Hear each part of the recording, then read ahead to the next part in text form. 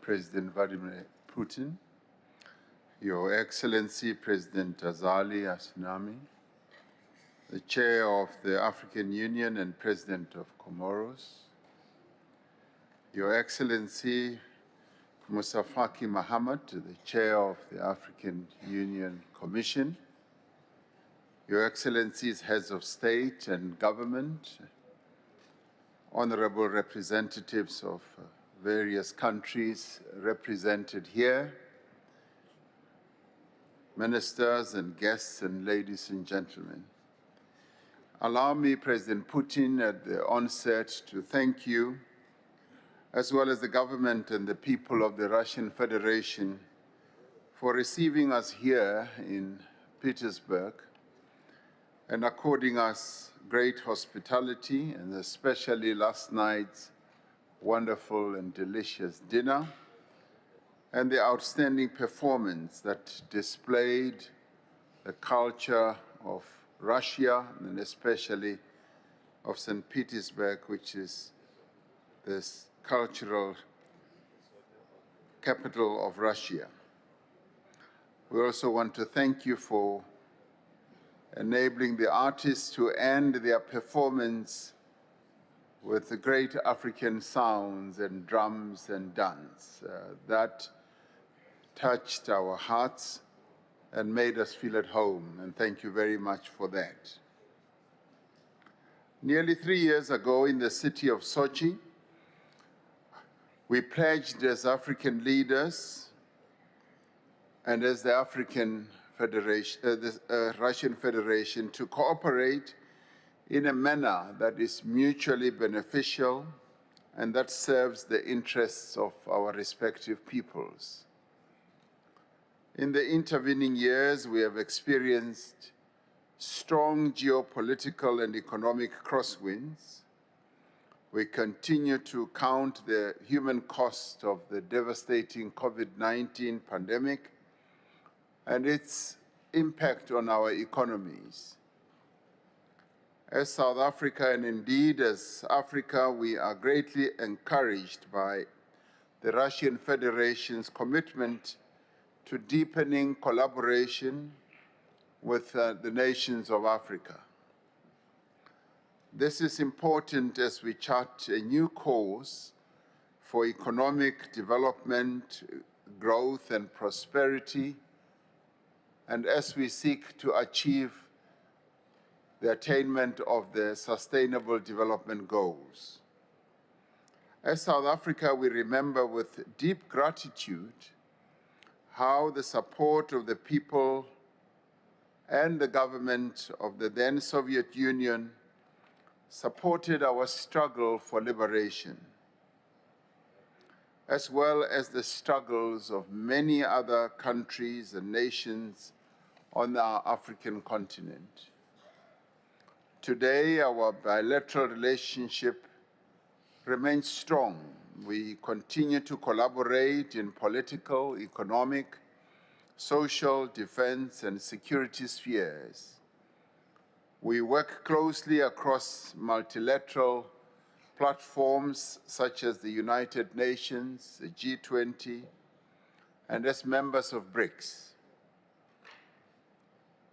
Our participation in forums such as this one is guided by our quest to realize the African Union's Agenda 2063 vision of economic integration and inclusive socio-economic development. As you know, and as a member of BRICS yourselves, as the Russian Federation, South Africa will shortly be hosting the 15th BRICS Summit in Johannesburg. We see this summit as an opportunity to promote enhanced global cooperation and to achieve common prosperity for the nations of Africa. The BRICS partners are significant investors in Africa. The upcoming summit will therefore give particular attention to infrastructure development supported by the new development bank, the BRICS bank that is, as well as also supported by the African Continental Free Trade Area from a trading point of view. The African Continental Free Trade Area, once fully operational, will unlock the benefits of the continental market and generate mutually beneficial opportunities for both African and BRICS countries alike. As clearly articulated by other leaders who have spoken before me, but more especially the very wise words of President Museveni, African countries are shaping their own destinies as nation states and as a continent. Our substantial resources must be harnessed first and foremost for Africa's benefit, to grow Africa's economies and to pursue sustainable development. And as stated by others, we no longer want to be exporting ore, soil, and dusts and rocks from the minerals of our continent, but we want to be exporting finished products that have value.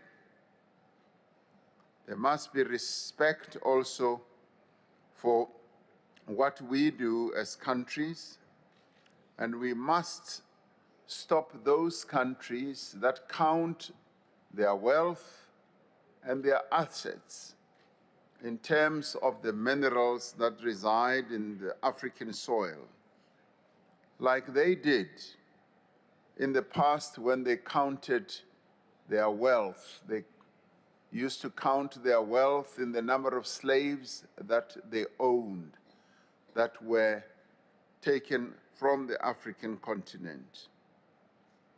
Respect and mutual benefit should underpin what we as Africa do as we relate to other countries in the world.